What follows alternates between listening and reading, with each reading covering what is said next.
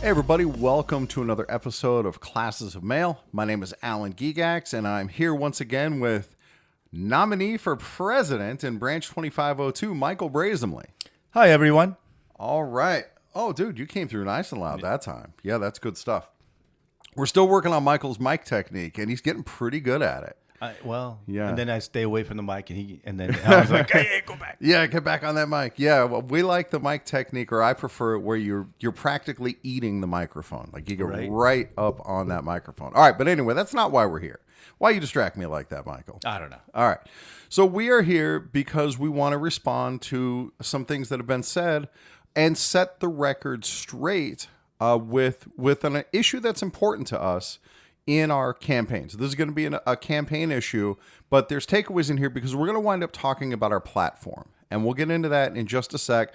And in your branch, you can maybe take some of these ideas and run with them in your own branch. You know, we think that there's room for improvement, and there's probably room for improvement in your branch as well.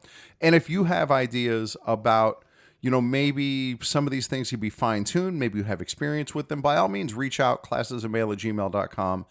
and we'll talk about it. But the impetus for this episode, Michael called me again today, and he's like, dude, we got to do a podcast episode. Yep. When do you want me to come over? And I said, how about tomorrow? And he says, how about today? And so here we are today. It is Monday. Well, tomorrow I'm off. I don't want to drive down across here. town. Yeah, that's true. So today is Monday the 15th as we record this. I don't know when this will come out because, dude, even our last campaign episode hasn't come out yet. I'm releasing episodes every 2 days, and it's not enough. During campaign season, you're I know. putting it up Yeah, as well, soon as dude. possible. I know. So anyway, there's a letter that was sent out to the retirees in our branch. And it starts out, hello, my retiree friends. Before you start. Okay, go ahead. Yeah, so, you know, when you're running an election and you're able to get a roster so that you can send flyers out or wherever you want to do. Yeah. And there is a choice. You can send the active carriers and the retirees. Yes, somebody sent an email to Classes of Mail asking about this. And your branch has a roster. So for our branch, we weren't allowed to take that roster because there's people's private information on there. Yeah, but here's the thing is well, let me explain the process a little bit. Yeah. Because what the options that we had is that if we went with an outside printer, then the election chair would send the roster to the printer. And then the printer uses it. I don't know what printers do, but they use that to make all the address labels. Instead, because we were making our own flyer out of Michael's own printer, what we did instead is we stamped all of our own envelopes, and then you had to bring that Avery label paper down to the Union Hall and print off from the address list there. Right. But it can be broken down by active and retirees. Right. Yep. So that's how it works here. That's how it should work where you are as well. And me, I just wanted to send our flyer to everybody, so it didn't matter if it was active or retiree. Yeah, exactly. Yeah, and we could have, with 2,000 members, there was enough that we could have sent out our flyer standard mail, but we didn't. We chose to do it first class, and it worked out really well because our flyer wound up showing up the day before the ballot showed up. You can't do much better than that. Yeah, that was really nice. Meanwhile, the incumbents actually sent theirs out standard, and it came out a few days after. And who knows if some people got it or not? Yeah, right. You never know. That's the problem. Exactly. Right? And you never, like with first class mail, you're supposed to try to make the save if it's undeliverable, but with standard, it just goes into the U-boat. Right. And with being the first class, you also get all the forwards being sent. Oh, yeah, that's true. It does get forwarded. That's a good call. And in theory, they'd be returned too, but we didn't bother putting return addresses. Yeah, we don't want them I didn't want to piss off your own mail carrier. Right, exactly. Yeah, so that's how that works in theory. And I bet you there are other branches where you can just like download that mailing list. I don't know, but that's the way it happened here. But the important thing is whatever one candidate has access to, everybody else has to have that access as well. So it doesn't give one candidate an unfair advantage. What happened is that our opponents decided to send a mailer out separate from active carriers to retirees. Right. And for the retirees, our Goodest Oldest Boy, he sent a separate letter to all the retirees. And that's what we want to talk about. Yeah. This letter is interesting in a couple of ways. And there's some few things in here that need addressing, including our platform. Yes. Right. Which we'll get to that in just a sec. Yes. So he starts out, hello, my retiree friends. I'm writing to you again regarding our branch elections. Our opposing team was able to convince National that due to me forgetting to insert the statement, full-time officers by virtue of office shall automatically be included as paid delegates to the state and national conventions and the state AFL-CIO convention in the election. Oh, you know what? That was a quote, but he didn't do the end quote. But it doesn't matter. Yeah. In the election notice, we therefore must rerun the entire election, including the nomination process. Do you really think the National will have us rerun the election just because they're saying that, you have to go to the put that on the national? So this is... Do you really think so? This is the whitewashing, because that's all he says. That was part of it. Yeah, that's all he says about the last election, like what got messed up, right? That I found, Alan, found some small detail that I brought to National, and National decided we have to rerun. Now, what this ignores is about... Not small. It's big, huge. Yeah. So don't say it's small. No, it's huge. That's the reason why the re-election is happening. Dude, obviously. This ignores about 20 other violations that were all part of that appeal. And it ignores completely the fact that our own election board within the branch voted almost unanimously to rerun from the beginning. Right. And the branch itself voted with a supermajority to rerun from the beginning. None of that makes it into the email, right? This is, at best, this is disingenuous. More accurately, it's deceptive because it totally whitewashes. And because this is going to retirees, they're not plugged in. They don't know what's going on. And so this is what they get. And I'm telling you what. It was a huge effort to get the re-election happening because it's taken almost a year. Because we even got the re-election voted at our branch, but it was our own e-board who filed appeal to not to do a re-election. Yeah. Okay. And it was the National who saw all that and said, no, you got to do the re-election. You're right, so exactly. There was that whole process. Dude, and the underhanded shit, I have to digress. I'm sorry. This is, of all the stuff that happened, this is maybe the thing that pissed me off the most, was of all the underhanded shit, when our branch voted 52 to 23, or whatever the vote was, it was something like that, super majority, to rerun the election all the way from nominations. So the branch has voted, and then people on the executive board make their appeal, and so their appeal goes up and the branch's position goes up. And who said, I speak for the branch, I'll write the branch's position? Who said that? That will be Paul. Yeah, the branch president. The branch president, yeah. Who was on the other side. And then, so... Which is not speaking for the branch. If you go back and... those episodes... Yeah, people can go back to that episode. Oh, my God. Yeah. So what happened is this...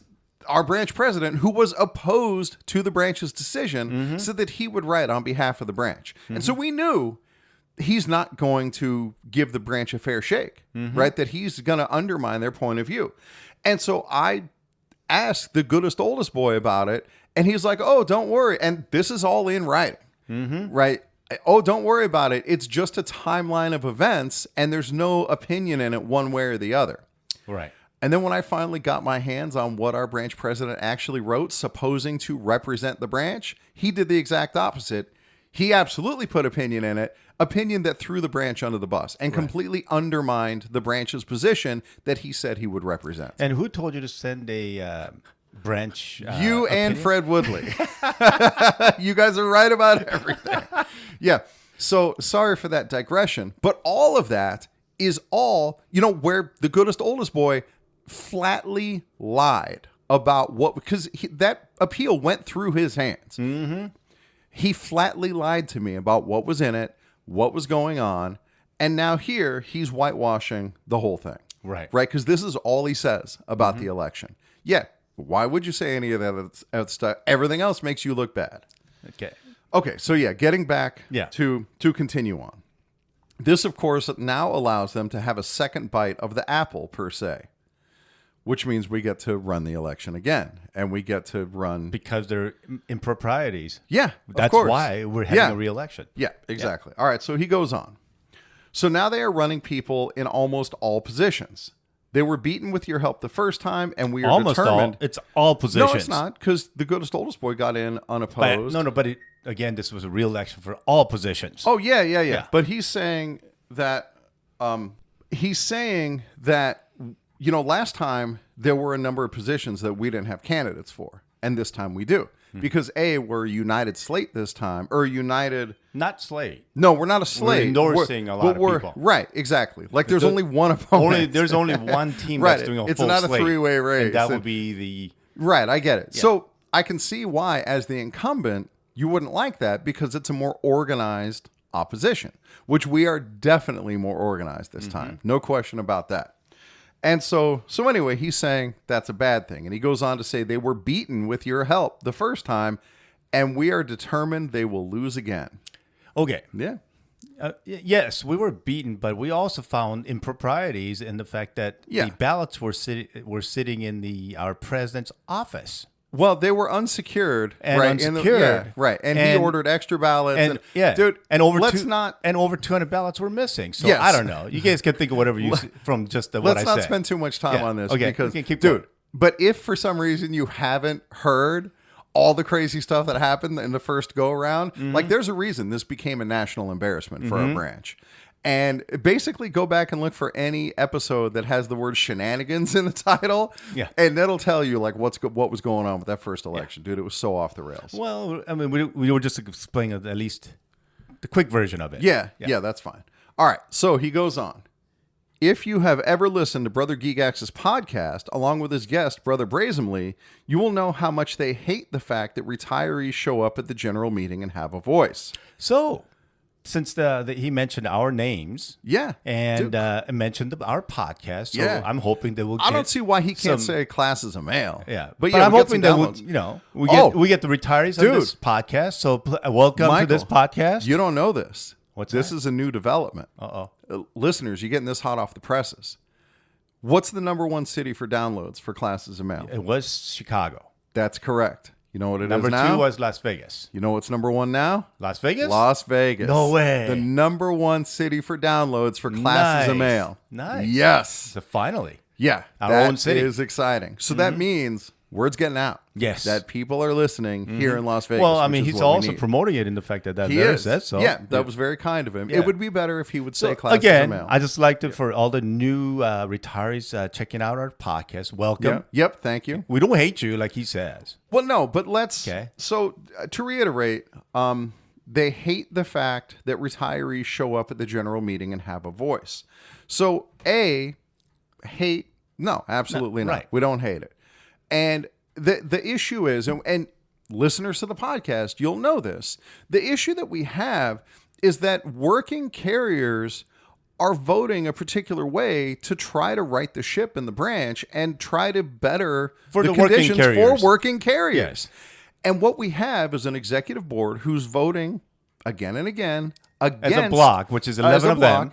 Against what the working carriers are vote for. And the problem that we have with the retirees, and this goes back to the Boston Convention too, is that they'll come in not really knowing what's going on the workroom floor, what's going on in the branch, and vote in lockstep with the executive board. Oh, because they asked them to vote for that. Yeah, voting for the status quo. And so we have this situation where we have working carriers on one side and we have the status quo on the other side.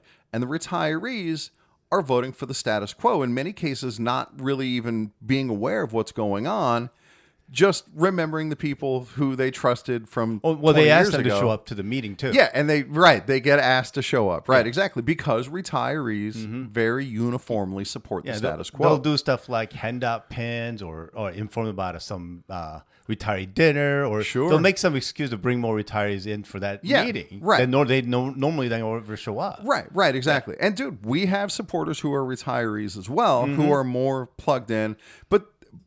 But dude, I mean, this criticism doesn't come from out of the blue, right? In credit to the Goodest Oldest Boy, it is a source of frustration for us that they come in not really knowing what's going on and then vote against working carriers. We hate the retirees. It's not at all. It's what they say after the meeting. And I asked them, hey, why were you voting for that? They're like, oh, well, we were asked to vote for that. Do you even know what's going on? They never know what's going on. Right. And this has come up explicitly in over conversations. And over. Yeah. And so, and then I explained it to them. They're like, oh, well, I guess, at that point, I don't really want her to vote. I'm going, see? Yeah, it's too late Once now. you really know, You're you right. don't want, you shouldn't have voted. Exactly. Yeah. He goes on. If they had their way, retirees would not be able to vote on branch matters. I wouldn't go that far. Yeah. What I would like to see more, and this is not just retirees, this is true of anybody. I would like to see more people abstaining. Because if you don't know what's going on, or if you don't give a shit what's going on, just abstain. Let the people pulling on that rope pull on the rope. But I'm just going to say some stuff that I disagreed with. Okay. I disagreed when our president wanted to send 9 people to California State Convention. Okay. And it's a California State Convention, not Nevada State Convention. True. So for me, I'm like, why are we sending that many people to California State Convention? 9 people. Uh-huh. And then we find out that the training, or that one day, it was only for 1 day, not 3 days. Dude, we don't have inside information but people, here. Let's not get but too into people it. approved it at the meeting. Yeah. Okay. Right. And so, these are the things that gets approved that some people don't know what's This going on. got nothing to do with the retirees. No, that was approved by retirees also. Sure. Okay. Dude, I approved it too. I voted And for that. No, here's the thing. I approved it too. Let me tell you why. Go ahead. Because the Formula A people that we got right now has a very low training. Level of training, yeah. Very low level of training. They haven't gone to a lot of training at all. Okay. So when our president says, hey, they need some training and they're going to have a training, he kind of lied, but, there's no 100%, but because Alan says he doesn't know. I'm going, I know what I heard. But anyway, that's another matter. I remember him saying that they would be going for Formula A training. Right. But and that's in the minutes too. But but it wasn't a Formula A training. It was just a regular class for one day. Yeah. Right, for one day. Okay. I wasn't there. So, but anyway, it's the whole point is. Yeah, this is all Michael trying to deflect from all the awful shit he said about retirees. Yeah. No. So the whole point is that they keep getting approved for stuff like that. I remember back in the day, God, this was like 8-9 years ago when our current president asked for $5,000 file cabinet, and that got approved. Now I don't remember who was there. I wasn't, but that got approved. I'm like, that's so, because this is back in the day that we're like, I don't know what was going on. So let's move on. Things like that getting passed, and I'm like, and these are the things where I don't understand how it was getting passed, and then as I'm more in the meetings, right, I realize that they're bringing people that they are retirees or whatever who doesn't know what's going on. Just support the status quo. To support the status. So to reiterate, our issue is that they're essentially just supporting the status quo instead of supporting working carriers. Yeah. Right, because these two are on opposite sides. Okay, moving on. They seem to forget that if it had not been for us and our involvement as active letter carriers, they would not have the branch we have now. We helped this branch to grow strong, and we will continue to do so. The branch we have now ain't nothing to hang your hat on. Yeah. Yeah. So when I talk to some senior carriers, including retirees, how great the branch was back then because management actually listened to what the hall wanted. Right. And they were afraid of the union. They were afraid of the union. That is not the case anymore. That is not the case. They don't care about the union anymore. They don't listen to the union anymore. They think they can step on the union like whenever they feel like. Trust me, it has gotten worse. So for you guys who's retirees who doesn't know, the working environment in the Postal Service has gotten way worse, especially at our branch. Okay. And so when they say they've improved, I'm like, well, with all that years of experience they got, how is it getting worse? You'd think with all that experience, they should have gotten better. Right. Yeah, that's what they hang their hat on is their experience. And yeah, where's it getting us? Okay, so moving on. It is up to us retirees to use our voting power and not allow people like this to take over and destroy what we helped to build. I'm sorry, what did they build? Well, not only what did they build, right? The branch is not... it's always there. This is our union. The army that it should be, but also to destroy... I will point out here that the stuff that we ask for, the stuff that we're agitating for, comes out of the fucking bylaws. Yeah. We're not asking for crazy... Yeah. We're trying to get them hold accountable because... Right. I'm sorry. Don't we have a president's girlfriend as a trustee? Dude, don't we have a... Don't we have a wife of a treasurer who's a trustee who's supposed to hold them accountable? I don't see any financial impropriety. If there is some, I don't know about it. But I'm saying is they're supposed to hold them accountable. Right. They're supposed to do some audits. But it's not their job. It feels like they're not doing any type of watching. I don't know. I can't speak to it. That's what I feel like. Right. I'm telling you this as an opinion. Okay. That I feel That's like fine. that something misses going on, especially when there's that conflict of interest. And they're still running for our election. Yeah. So, Alan is way nicer than I am. well, I'm not. I have a problem with going off half cocked, and I'm trying to keep it under control. He's trying. So, but the This issue is an here, opinion. the This bylaws. is an opinion show. Well, dude, I am. No, That's my opinion. Let's talk about the destruction because the bylaws are how we're supposed to run our branch. These retirees who the Goodest Oldest Boy is pandering to, they're the ones who voted in these bylaws and said, yeah, this is the way we're going to run our branch. And so now when Michael and I stand up and say like, hey, we're supposed to run our branch according to these bylaws, somehow we're trying to destroy the branch. Right. Dude, the branch done been destroyed. We're trying to get it back on track. And that track is the bylaws. And all we're doing is trying to, keep us forward to following the bylaws that we put in. Right. So he goes on. This is why I'm writing to you again to solicit your vote. We are running the same team again, the same ones who you voted for and helped win, or the same ones you voted for and helped to win. President Redacted has been doing an excellent job since Glenn Norton passed away, and we want to keep him as president. Okay, I have something to say on this. Okay. Let me just finish the paragraph. Ballots will be mailed out shortly, and here is our team. Okay, go ahead. Before I forget. Okay. Okay. So he's That's the end of talking the paragraph. about Glenn Norton. Okay. So we filed charges against our president for not current doing, president. Our Yep. current president for not doing his job and really messing with the election also. Okay. And so he had a time of say for like 15 minutes to defend himself for his charge. One of the things that he said is, I don't understand why you guys are angry about what's going on. This is the same thing we've been doing with Glenn Norton. Right. Yeah, he Okay? used that So defense he was multiple using times. our president who passed away and Right. then trying to blame it on the guy who died. Right. What kind of person is that?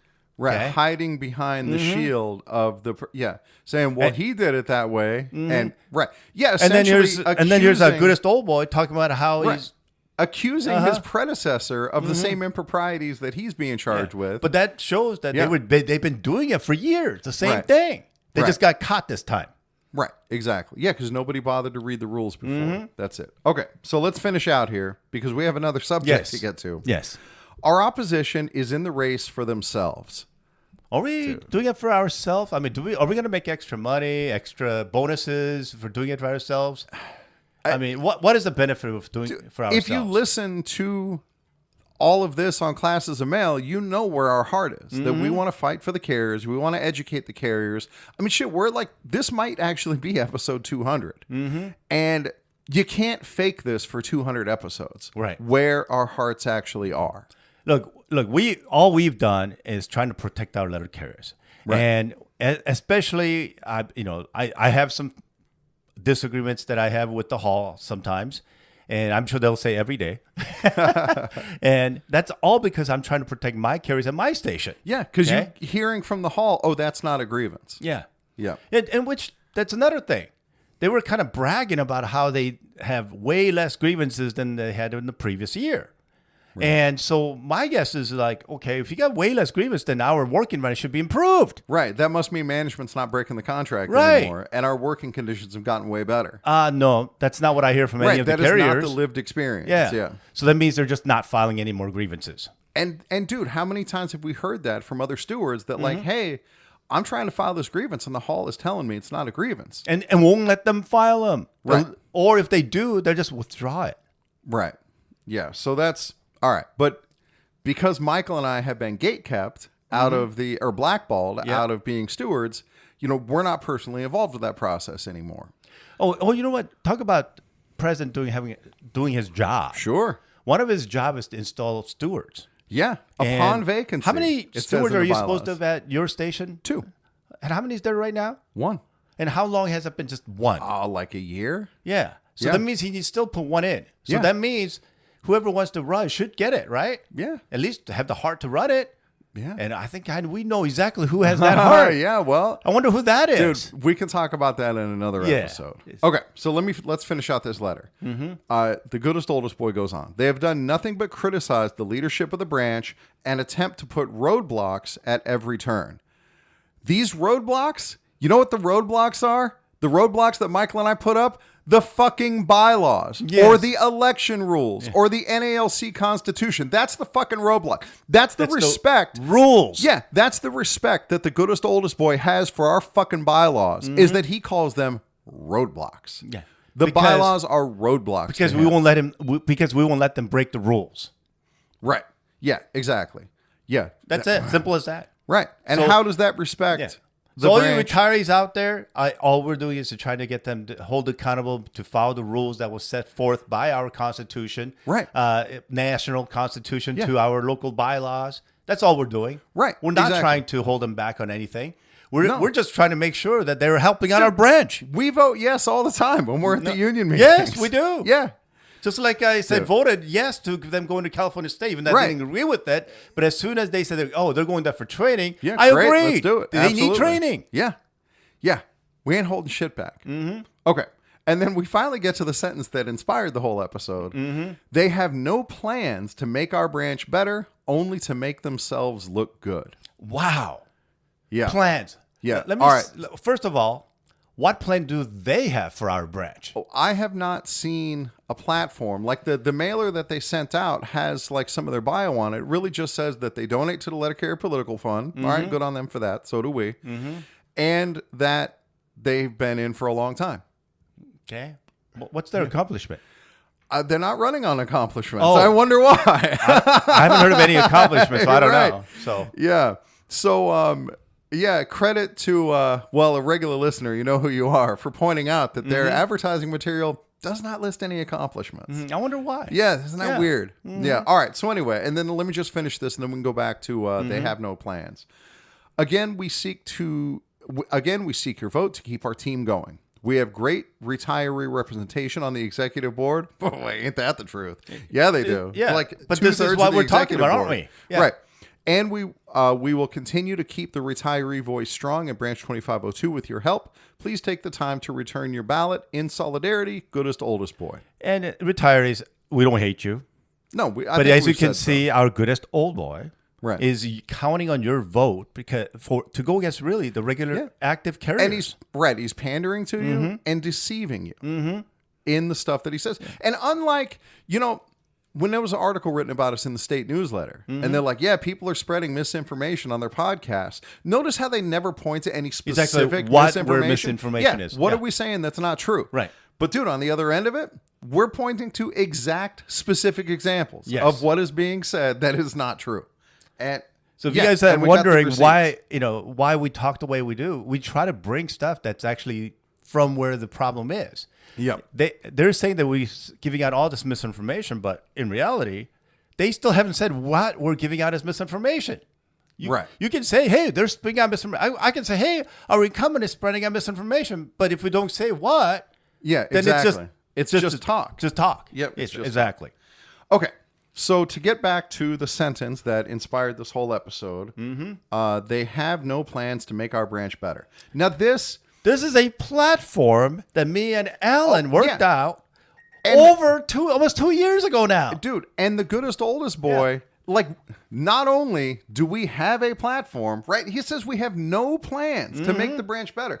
Not only do we have a platform, we mailed that platform to the entire fucking branch. Yes, we did. And we did a podcast episode about it, Yes. but it was a while back, so we're gonna We'll go over it Yeah, again. so we're gonna go over it Okay? again. Some of them might be a little bit old that we may not be able to do it again, but Well, no, this is our updated This is the version of the updated platform. version. There you yeah, go. but it's very There you go. similar to the last one. There you But go. we took out like stuff about the LMOU because Right. it's not current anymore. Right. Okay, so I'll go ahead and read the platform. Michael, you can react to it. yep.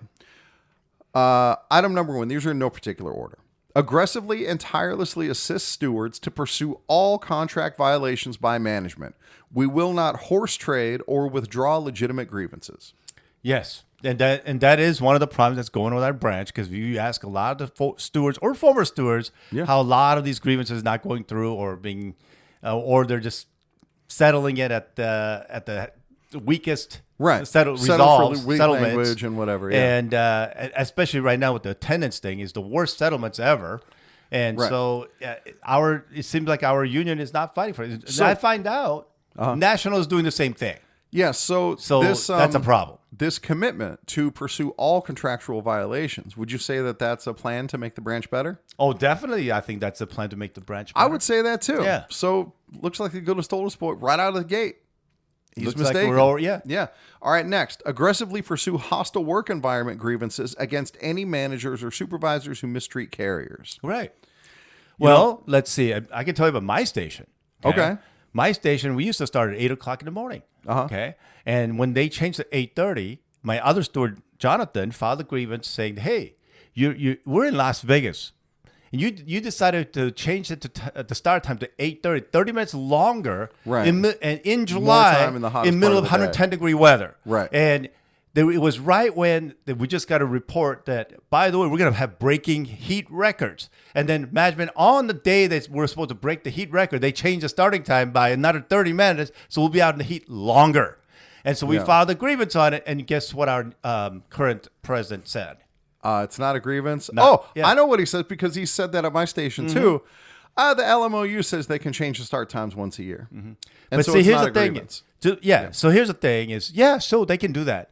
But here's the thing is that we filed it as a safety violation because you're putting us in risk longer. And it goes further than that because there's also criteria by which they're supposed to adjust the start times. Right. And so, yes, they're allowed to do it, but that doesn't just give carte blanche. So, but that's not this agenda item or this platform item was about hostile work environment. Yeah. Well, yeah. That's also hostile. Okay. All right. Management but doing that. But I know, because I know you, that you have taken management to the woodshed on hostile work environment and filing EEOs and getting people removed and all that stuff. So, all right. So, yeah, Michael puts his money where his mouth is on that. Okay, next. Conduct monthly labor management meetings as required by the LMOU. Invite stewards from each station to attend labor management meetings on a rotating basis. Make minutes readily available to all carriers. Oh, this is one of the charges we filed against our current president, didn't we? And he said that they weren't doing it. And so now they do seem to be...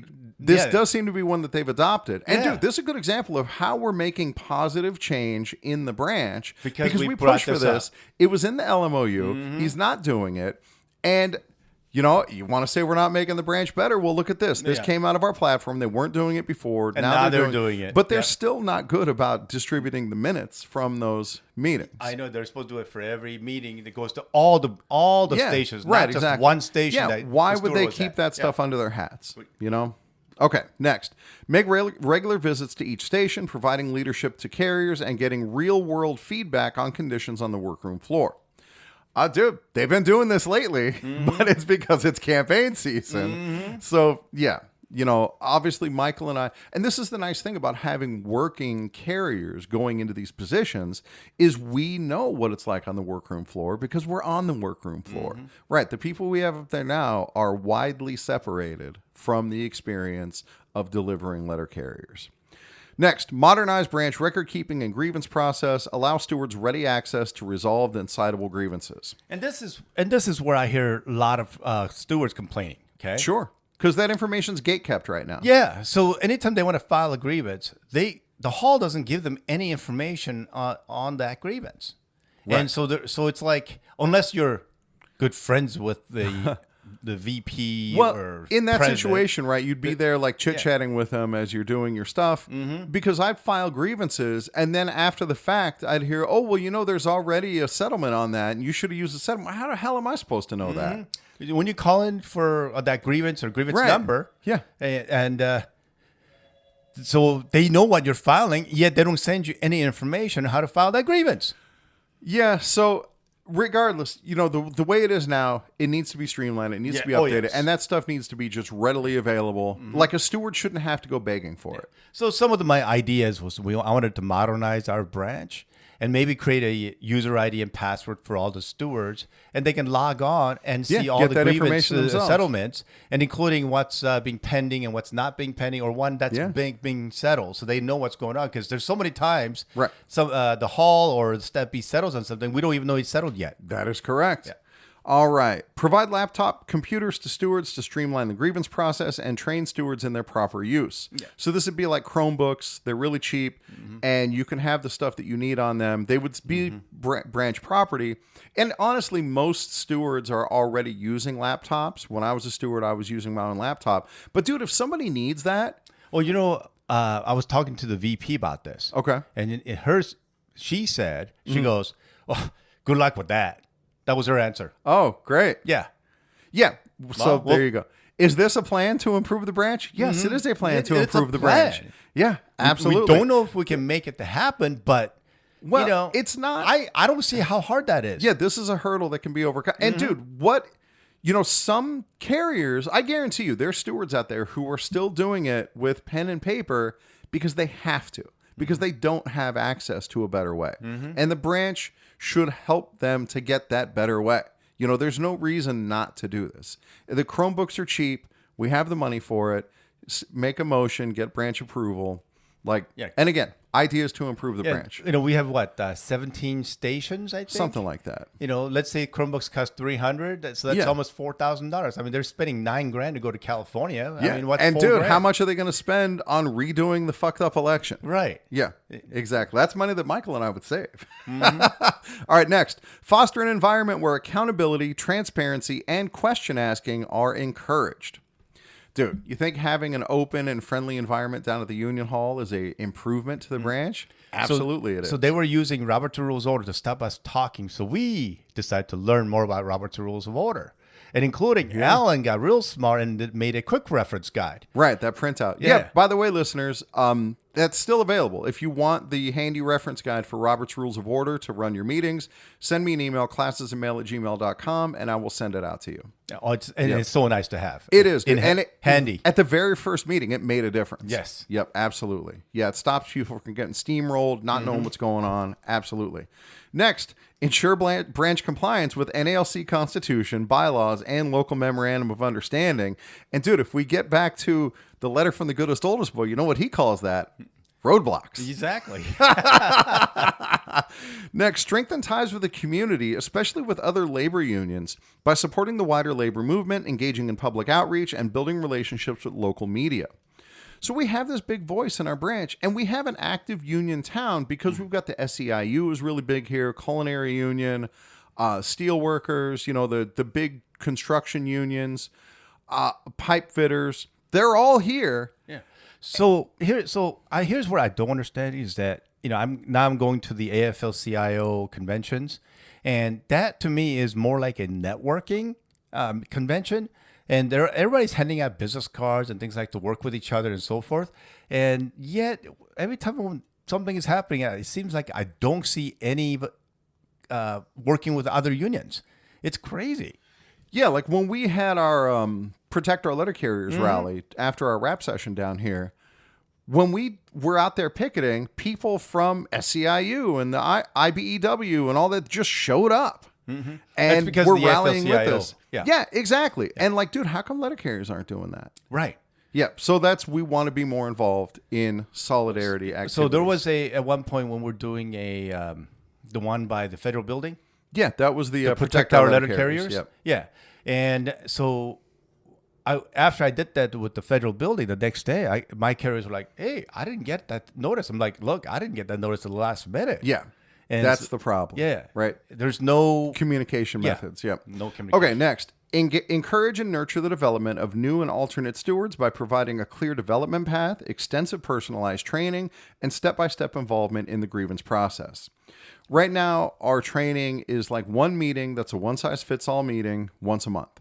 And, it's like 2 hours a month is the training, or an hour and a half. Yeah, and then from what I gathered from other stewards, they're not training things properly. I mean, I don't know. I can't speak to that. Yeah. Because since I got iced out as a steward. But you can still go to the meeting if you want it. They don't kick us out of the meeting. Okay, thanks. Good to know. Yeah. So, but again, the problem is, new stewards, they're intimidated by the whole... when I first became a steward, I didn't even know what an 8190 is. And so even step one, I don't get it. And people need that guidance from the beginning, and there's no infrastructure in place within our branch to do that. So for the retirees that just got on, we actually did a podcast on basic steward training. So if you'd like, Sure. go back and look at that if you'd like. Right. Okay. And again, that seems like a plan to make the branch better. Yes, it is. All right, moving on.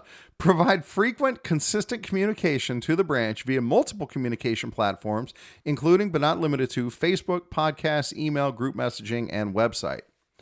So now we know that the incumbents do know how to use social media, at least a little bit, and they are absolutely not using it to spread the message of the branch. They're not using it to educate.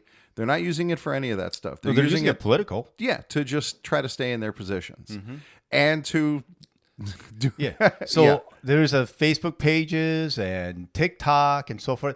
Every one of them there is It's just campaign videos. Yeah. Campaigning videos. Right. Okay. Well, if you retirees who's new or other new carriers who's on this podcast, go back and look at all the episodes. I can guarantee you, there's a lot of training in those episodes. In our episodes. In our Classes episodes. Mail, of course. Yeah. So it's not just campaigning. Yeah.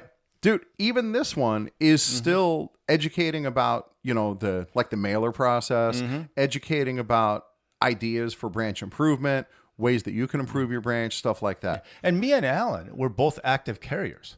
And so we're talking out of being an active carrier. Yeah, right. Not That's somebody our who's been lived sitting at experience. desk for all these dozens of years. Right. Yeah, so many years that they brag about it on it. Yeah, exactly. Yeah. Okay. Offer branch meetings and training sessions via Zoom or other similar platforms so that interested union members who can't get to meetings can still be informed. How many people were at our last meeting? The big one that had nominations, like the one really people come out to. I don't know, about 40 people? No, maybe? it was about 70. It was because the votes went like 42 to 35 or something like that, or 35 but to nomination 32. night used to get those. It Yeah, was it was so a packed packed house. that people, All right, it used so- to be over 100 people. So 70 people, that represents less than 4% of our branch. Yep. And the stuff that goes on at that meeting doesn't really get disseminated. There's no avenue for that to get disseminated. So the question is, what about the other 96% of the people in our branch? What about them? Shouldn't they know what's going on? Shouldn't they have access? A majority of the people I talked to from different stations said they didn't even get any notification there was nominations. Well, it was in the postal record. I know, And I know a lot. But yeah, that's the again, thing, right? There could nobody's be, notified except exactly. for postal record, which how many people actually look at the Yeah, back look of in the back of the for- postal right, record? Exactly. Yeah. So, right, this is the thing. The opportunity for communication is present, and our branch doesn't do it because they actively resist open communication. There are so many avenues that make it so easy. They're not doing any of them.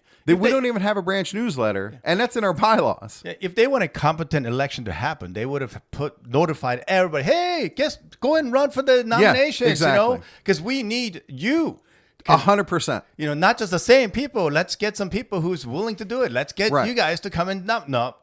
They just want the same old people, who always go to all the meetings, go to all the conventions, go to all the same thing. It's the Good Old Boys Good Old Network. Boys Club. Yep. So they don't have to deliver the mail. And right now, our bylaws don't prohibit our meetings being done by Zoom. There's nothing in there that says you can't do it. What it does say is that the meetings are in closed session.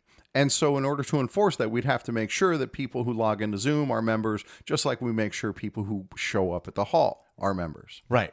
Yeah. Okay. But those are modernizing our branch. Yeah. Yeah, which seems better, right? Yeah. Getting the information out, letting more people attend. Like right now, you're essentially saying single mothers who have kids to take care of at home, you're not welcome. We don't want you knowing this stuff. Yeah, you got because kids, no effort is made you to got get them kids involved. in the daycare. Yeah. And you got to go pick them up because you don't want to spend any more money being in the Yeah. daycare. So you got to go there get your kids. Right. They're saying you can't go to the union meetings. Yeah, exactly. And we don't want you. Yeah. Or all those people who's working overtime. Yeah, that's Okay? right. I had to work extra 2 hours today. Oh, by the way, the union meeting is already past that time. Yeah. How nice if you could just set your phone out, have the Zoom going, and lis- still lis- know what's yeah, going on. Yeah, and listen to the Right. meeting because you don't have to watch what we're. Yeah. You want to see our ugly faces. What's at least listen to us? What's the rationale for being opposed to something like that? You know, what's the downside here? Like the only downside I can think of, and it almost feels like I'm making a straw man argument because it's such an idiotic argument, is, management could get on there and know what's going on. Who fucking cares? We're not doing anything secret there. And if management wants to know what they're up to, they should read the fucking contract because that's what we're up to. Yeah. Yeah. But they ain't doing it. All right. So moving on. Adhere to a strict no retaliation policy for branch officers. Opposing views will be listened to openly. Oversight and accountability will be welcomed.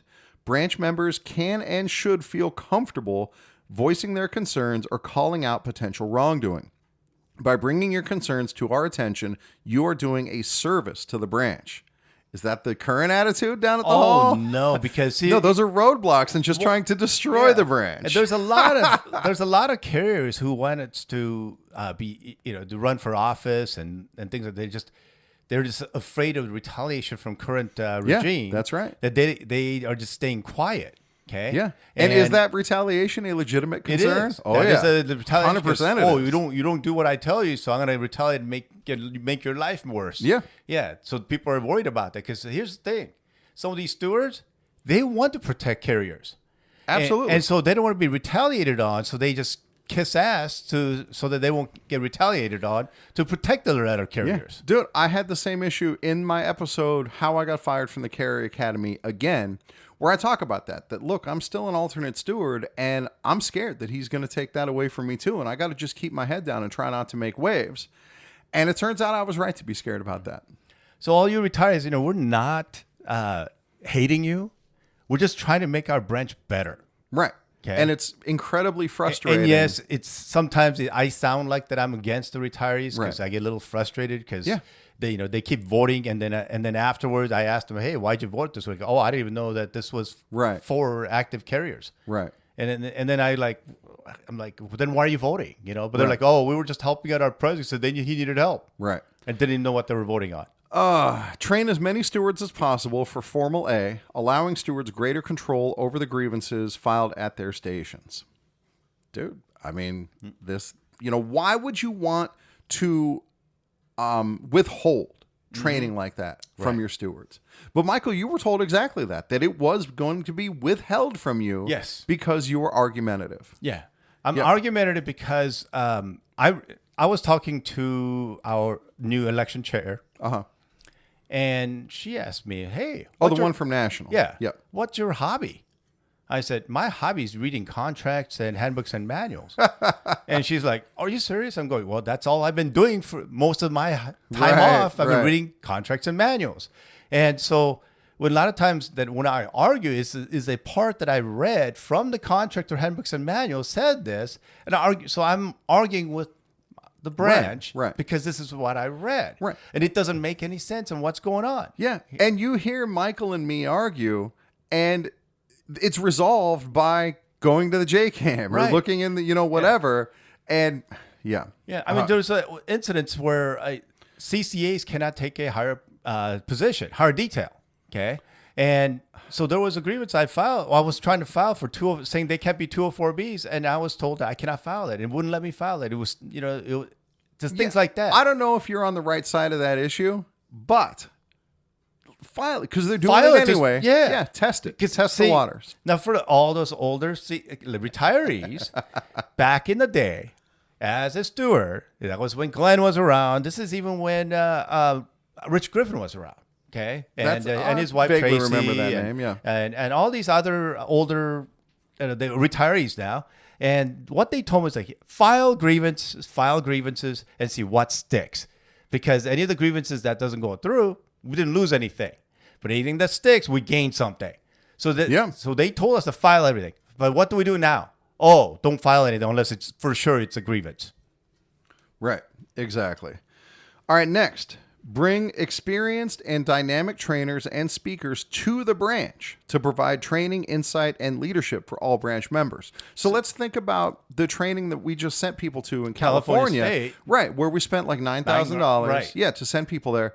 We could have had somebody come here for maybe $2,000. And had two people come here to train. Yeah, right, exactly. And you could have trained, instead of 9 people, you could have trained like 50 people. Exactly. Yeah, that's way more cost effective. Mm-hmm. It lets more people get trained. And it's one of the luxuries of having a larger branch. Yes. And then on top of that, like listening to Mike Cariff when he was on here, And he said one of the big struggles that NALC has is that these people in smaller branches don't have access to training. And so they try to do these regional trainings where people can drive in. Well, here in Las Vegas, you could have people come in from St. George, have people come in from Ely, have people come in from Laughlin, from Needles, wherever is within a couple of hours, bring them in here. And that would still be cheaper than what we're paying to send a bunch of people to California. See, here's the thing is, let's say Mike Cariff they just talked about. If I branch calls Mike Cariff, say, hey, can you send somebody over to train about this is the subject? And we'll pay for their training for 1 or 2 individuals. That's still cheaper than sending people to California State Convention. Exactly. Yes, that is exactly right. Okay, next. Encourage the involvement of rank and file members of the branch to contribute their skills and talents in ways that don't involve grievance handling. If you can help the branch, we welcome your contribution. And that's, again, a culture issue that we have right now. People are not welcome. Yeah. And that's called solidarity. Yeah. That we don't have right now. Right. And that is what he's promoting on their campaign.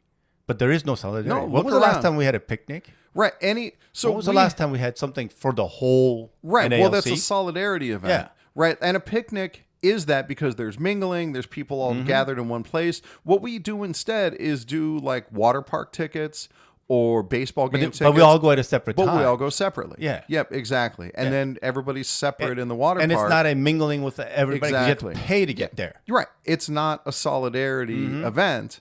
And the branch needs that. Dude, there's part of me that's jealous of the branches that have office breaks because that's a time for solidarity. And dude, even in the union in general, when we used to case a lot more mail, you spend 3 hours in the office, you get to know your coworkers and you chit chat with them and learn what's going on in their lives and things like that. And that just doesn't really happen anymore.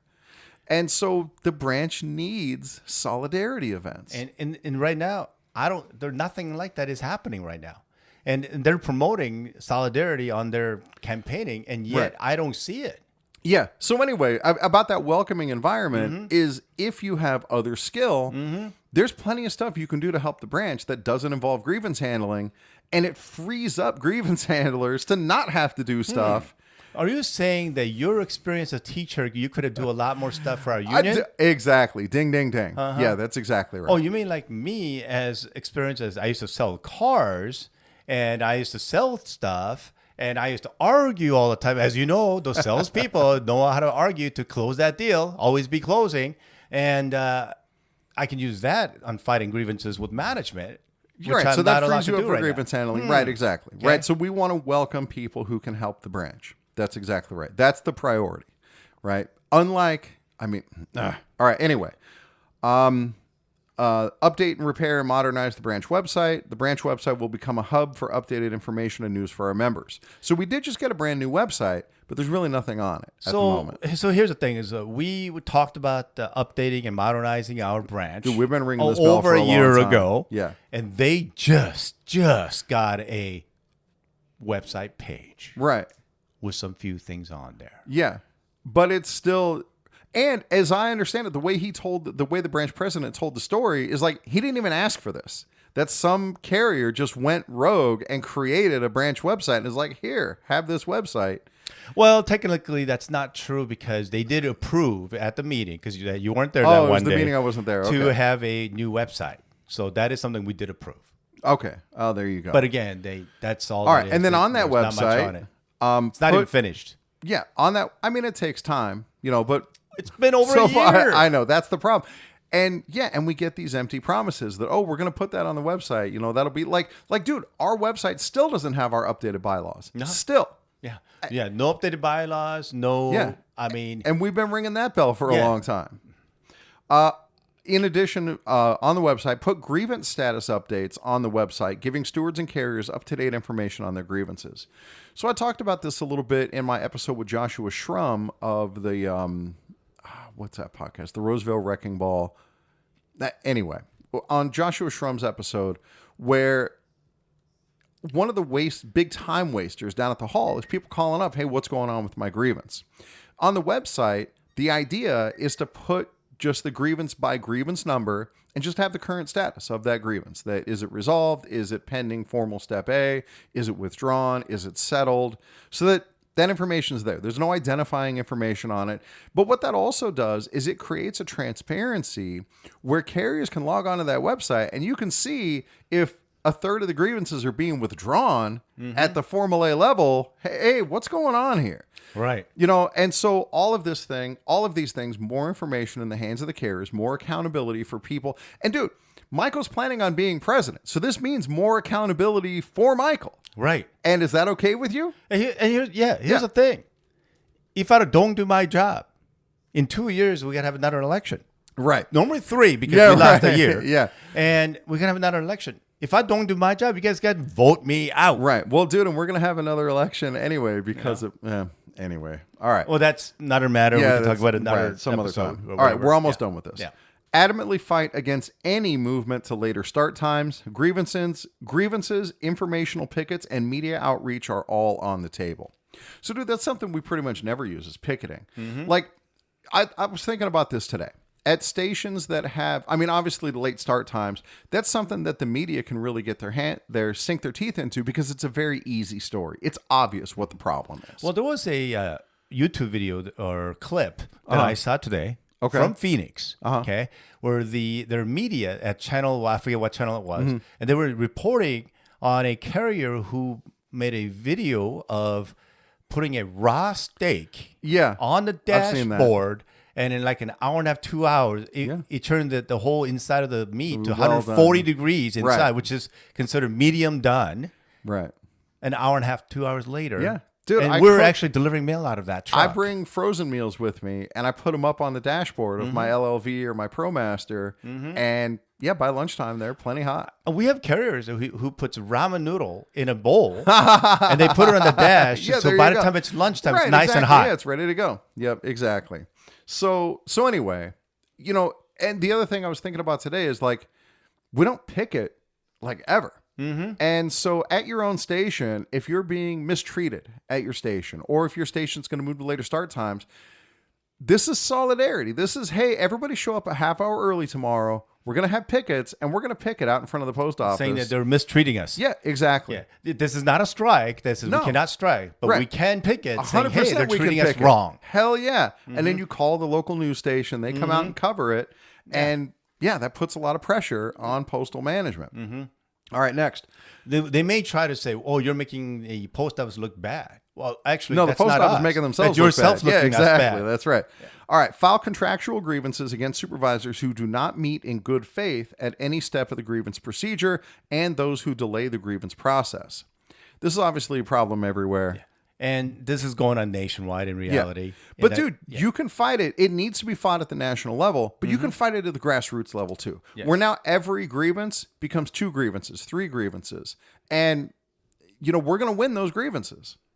All right. And it's just a bigger paper trail for when that stuff goes up the chain. And I think there's some other ways that we can do grievances a little bit differently to hold management accountable. And right now, management, especially Las Vegas, are not scared of our union. Right. So they're doing whatever the hell they want right now. Yeah. All right. We got 2 more.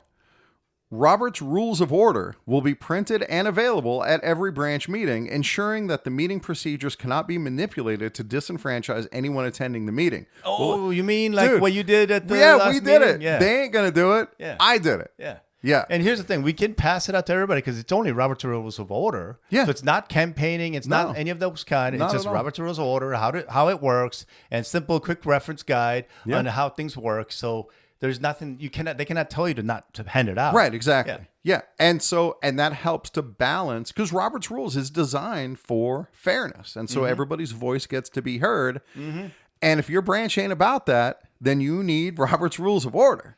And so again, if you want that, classesofmail@gmail.com, I'm happy to send it to you. And I'm telling you is that even though they make us, as in me and Alan, to follow the Robert's Rules of Order, but our current regime will do the Robert's Rules of Order and however they want to do it. They're getting better about it because they know that we're enforcing it, and they have gotten better about it. Yeah, but remember that one guy who was yelling and screaming, I know. and he was like second, third time talking, and they kept allowing it. Yeah. Because in the Robert's Rules of Order, everybody has to talk first before you do a second time. Exactly. Yeah. Everybody speaks once, and then if it gets around again, you can speak a second time, and then that's it. And this guy talked 3 times. Yeah. And our Sergeant of Arms didn't do anything. Right. Or nor did our parliamentarian, the Goodest Oldest Boy. Yeah. All right. If we do it, oh my gosh, they're on it right away. Exactly. You can't talk right now. Yeah. Dude, and that's why passing out those rules is important, because the system gets manipulated by the person holding the gavel. Yes. And we know that happens. All right, last one. Mobilize the branch to send as many delegates as possible to the 2026 NALC convention in Los Angeles. We can send up to 80. No, up to 100. I think we redid the math and it figured out it was 80 because it was like one for every 15 carriers or something like 5%, right? I don't think so. I think it was 5%. one for 15 or one for 12. We have 2,000 members. 5% is about 100.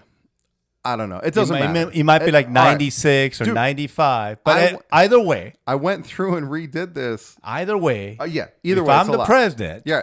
We're going to try I want to send the it. maximum amount of people to LA. You know why? Why do I want to do that, Alan? Because we got a big branch. We should have a big voice. Exactly. Yep. Okay. And here's the thing: there's no downside. Yeah. When I'm at the national convention, I've been there a few times now, and there's branches with like 100 people sitting on that side for their branch.